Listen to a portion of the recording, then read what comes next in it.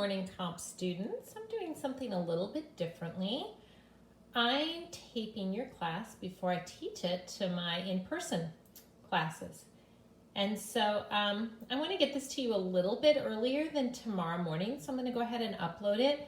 But I wanted to dedicate a few minutes today talking about how to outline your refutation. And I hope that you guys have gotten through your confirmation points. And really today should be devoted to outlining your refutation points, and this is due tomorrow.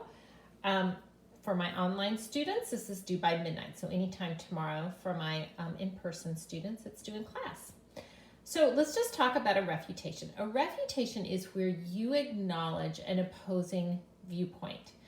And you've already written those down on your thesis and supporting arguments worksheet. So you can look back at that and maybe you still like the two refutations that you picked out.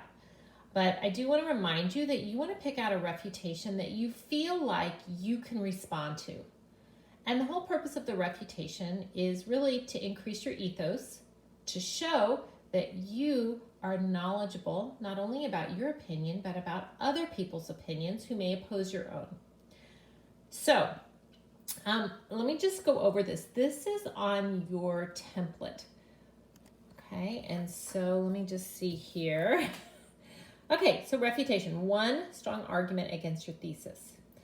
Now, unlike your other parts of the outline where, you might do oh goodness, that shouldn't be 5, 6. You might change your numbering. You might have 3 mini claims or 4 mini claims.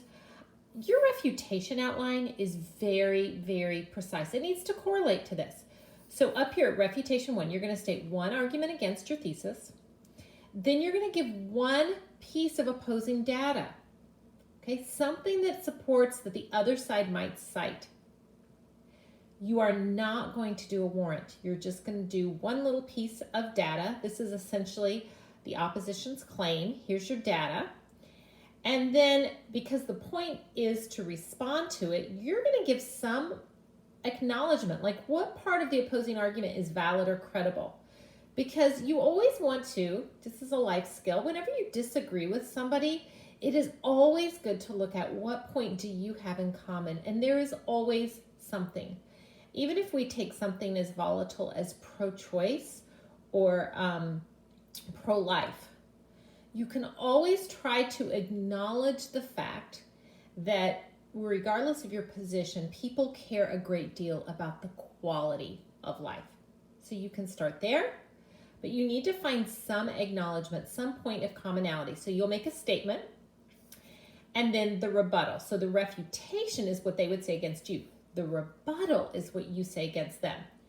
So what evidence or reasoning, so it can be evidence or reasoning, can you offer to support this opposing argument, or at least diminish its impact on your thesis?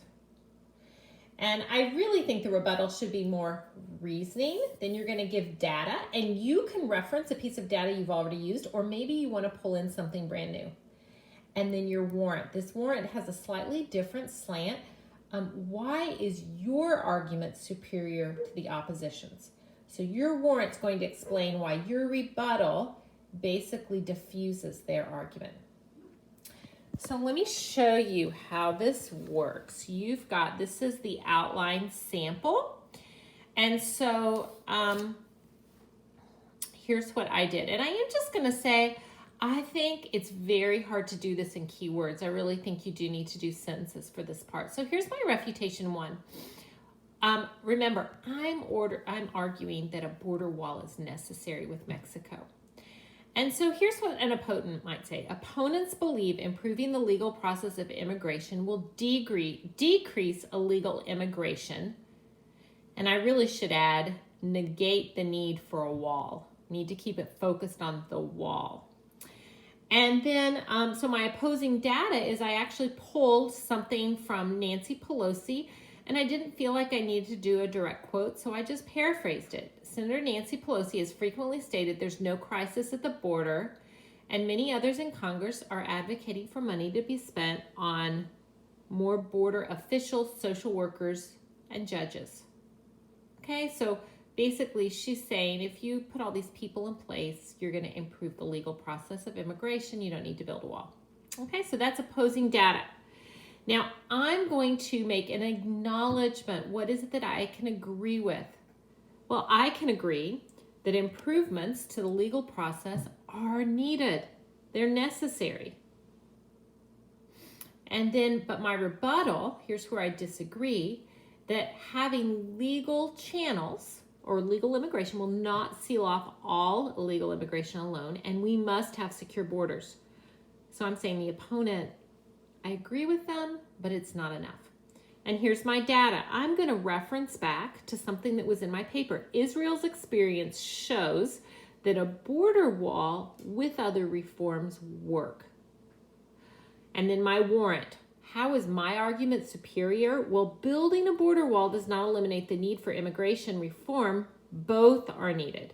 The border wall is an essential part of encouraging immigrants to follow legal avenues to entering the U.S. So if an illegal comes to the border and they can't get across because of the wall, they're more likely to apply to get in legally. So that's how I'm responding. So we're going to spend a lot more time on this, but just for the purposes of your outline, I want you to see each of those components. So you're basically going to have 6 statements. One goes up here next to refutation, and then you've got A, B, C, D, E.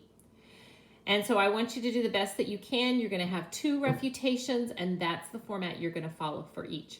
And for my remote students, if you have questions, I'm going to have a live class tomorrow, and so you can bring those questions tomorrow.